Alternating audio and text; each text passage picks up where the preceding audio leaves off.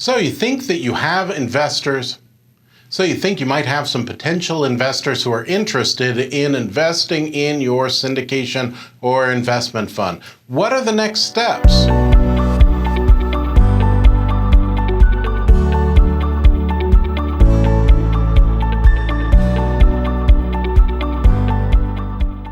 So what are those next steps when you think somebody is interested in investing in your syndication or investment fund? Well, first, it's probably to get some sort of soft commitment. And by soft commitment, this isn't anything formal. It's basically so you can complete in your ledger that you're keeping track of your potential investors.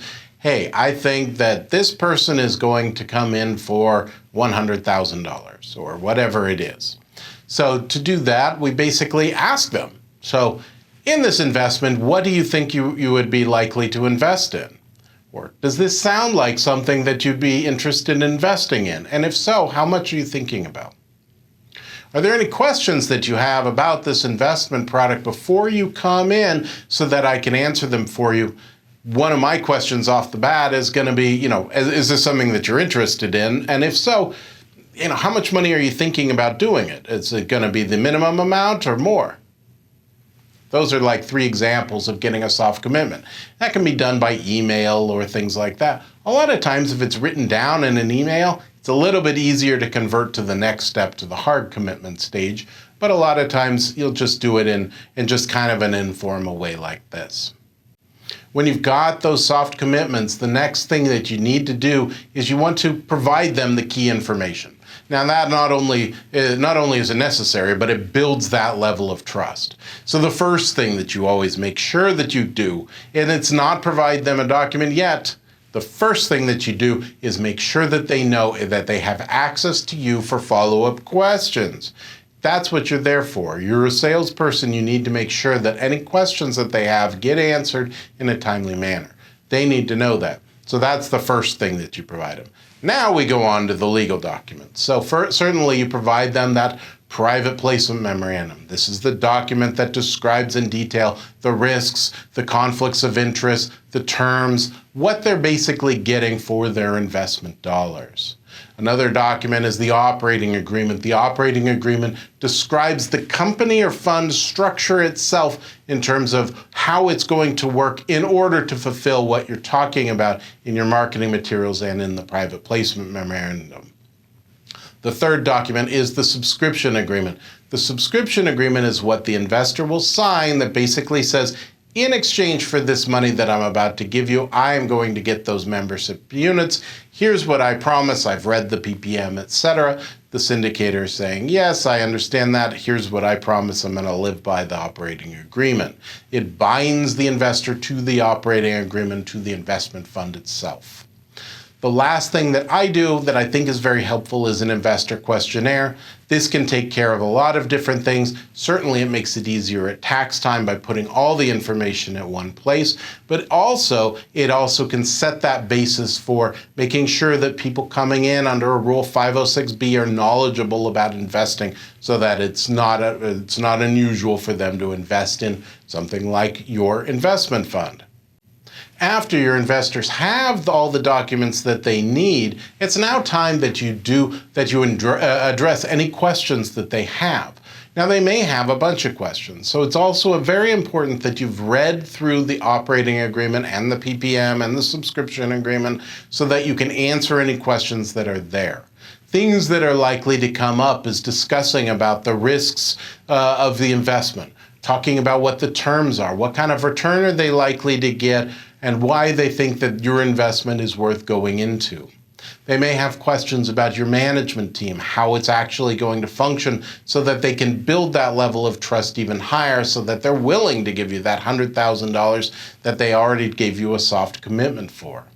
They may be interested in the exit strategy. What sort of timing are you thinking about going?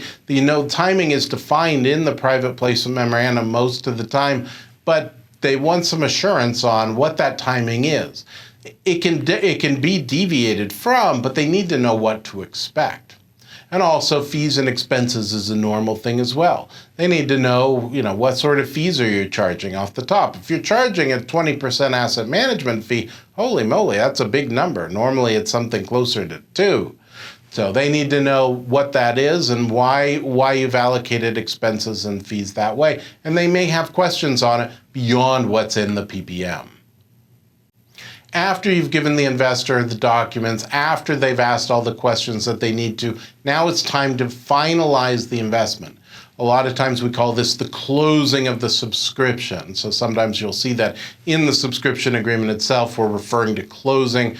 Note for this on the side, that's not the closing of the real estate property. We're talking about closing of the contract of the subscription agreement. So what do those steps look like? Well, the first is signing the subscription agreement. The investor signs it saying, in exchange for this amount of dollars, I'm getting this much units or this much interest in the company or the fund or the syndication. So they sign that agreement. Then I have them complete the questionnaire. That gives them not only gives you the information you need on the taxes, but it also gives you that additional information to make sure they know what they're getting themselves into and that they have the level of sophistication to get into it in the first place. And then third, they wire their funds or send by ACH. There's different mechanisms for it. There are pros and cons to both. And if you like, once you're a client of mine, we can go over what the different choices are. Last step is the last step. After your investor has wired you the money, what do you do then? Do you just deposit it or what? What happens? Well, that money typically gets deposited into your LLC, your investment LLC's bank account. Typically, we don't use escrow accounts. Typically, it's going into that bank account. So you as the syndicator, the investment fund manager, the sponsor, you are going to look in that account and verify it's there. So you want to make sure it's there. You want to make sure that there's nothing funny about it and that the money is basically safe, because you don't want to get yourself caught into a situation where something bad can happen. Second, and wait till those funds have cleared, by the way. There is bad things that can happen with fake checks and things like that. So just make sure that the money has cleared and is truly in the bank account first.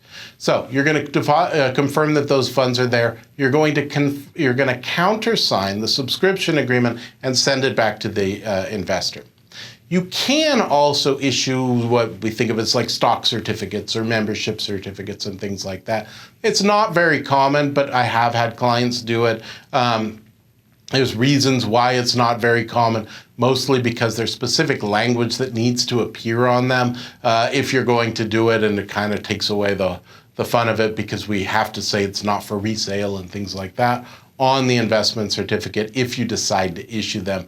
Very, very rarely do people do that. Probably maybe 2% of my clients actually issue something like that. So that is what happens. Those are the steps in order to get the money from, or go from an investor is interested into they've already invested and now all is good. From there, you just make sure you've got that communication, you execute your plan the way it is. If there are problems that come up, you deal with those problems and still stay in constant communication with your investors. So ultimately, they are confident in you and they will trust you in your very next deal. My name is Tilda Moschetti. I'm a syndication attorney for the Moschetti Syndication Law Group. If we can help you with your Regulation D, Rule 506B or 506C offering, be happy to help. Give us a call, set up a time to meet with us, and we can go from there.